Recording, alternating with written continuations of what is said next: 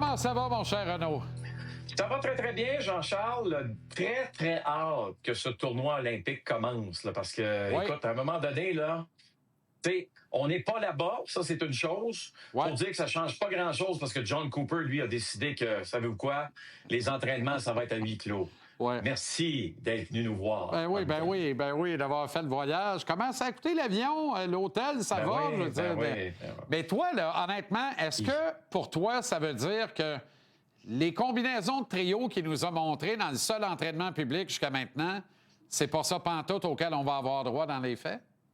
Ben, et Tom Wilson sur le premier trio, j'imagine qu'on va le voir dans le premier match contre la Tchéquie, mais j'ai hâte de voir la suite des choses. D'une manière ou d'une autre, Mark Stone, après le premier entraînement, a dit la chose suivante, attendez-vous à des changements. Donc, si Mark Stone l'a dit, ça doit être vrai. J'imagine. OK. De plus en plus de rumeurs prêtent des intentions aux Canadiens de faire l'acquisition du centre Nazem Kadri des Flames de Calgary. Il reste 3 ans de contrat à plus de 7 millions par année. Là. Je dis ça, je dis rien. Quelles sont les chances, Renaud? Est-ce qu'il y a vraiment un intérêt de la part du Canadien pour un gars comme Kadri?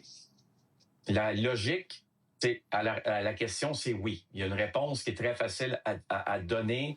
C'est oui, effectivement, il y a un intérêt. Mais c'est pas parce qu'il y a un intérêt qu'il va y avoir une transaction. Dans les faits, ce serait vraiment malvenu de la part des Canadiens de Montréal d'aller chercher ce contrat-là parce que tu l'as si bien mentionné. Et il lui reste 3 autres saisons. 7 millions de dollars n'est pas vraiment le problème. Le vrai problème, c'est l'âge. OK? Alors, qu'on le veuille ou qu'on ne le veuille pas, là, Nazem Kadri ne rajeunit pas. Il peut aider les Canadiens cette saison, la saison prochaine, mais après ça, il faudrait trouver une façon de s'en départir. Est-ce possible? Tu comprends? Il y a des jeunes qui s'en viennent, là. Hayes s'en vient, là, le jeune joueur de centre des Canadiens qui joue pour Michigan. Lui, il va falloir lui faire de la place, là. L'objectif, c'est qu'il joue cette saison. Je te dis pas qu'il va être le joueur de centre de deuxième trio.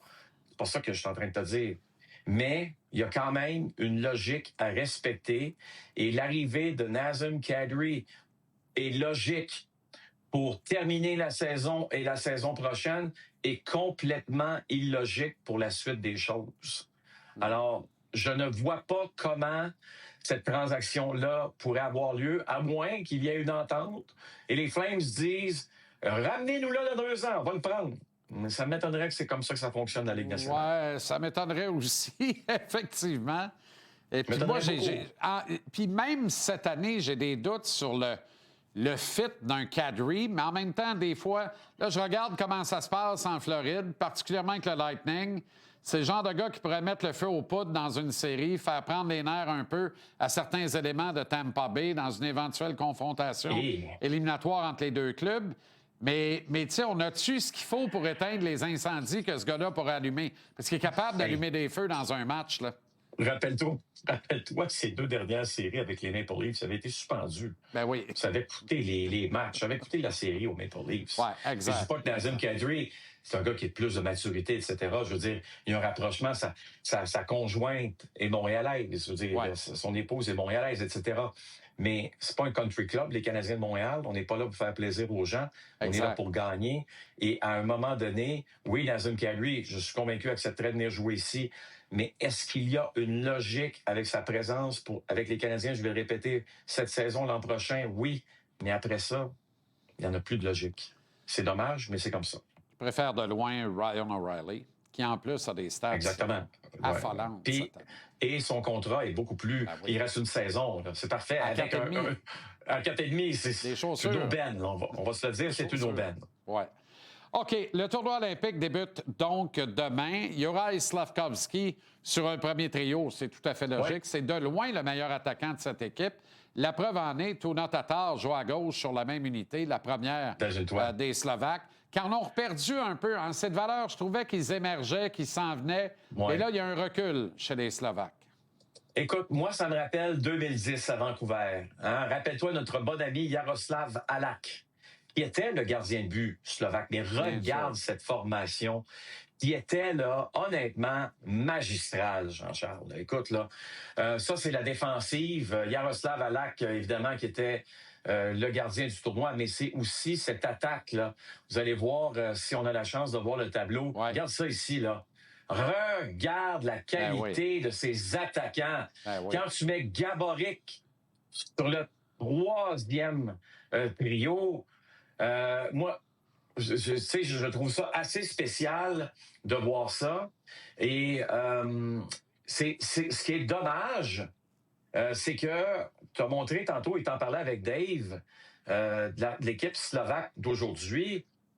Ce n'est pas du tout la même chose. En 2014, on avait terminé au quatrième... En 2010, on avait terminé au quatrième rang. Je me rappelle la défaite de Jaroslav Halak. Ben oui. Et, oui, au pied du podium. Quand j'ai dit à Jaroslav, après une défaite là, qui est passée devant moi, Yaro, you have a couple of seconds for me. Il m'a regardé à travers son masque. Je pense qu'il voulait m'assassiner. Et il a poursuivi son chemin. Ça a été comme ça que ça s'est passé l'entrevue, Jaroslav Halak. Il le savait. Il le savait qu'ils étaient très, très, très près d'un podium. Ça ne sera pas le cas cette année.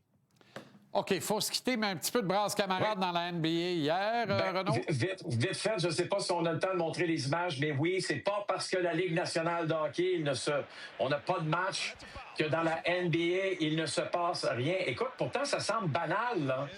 Mais ça me rappelle les belles années. Toi aussi, tu t'en souviens, Jean-Charles.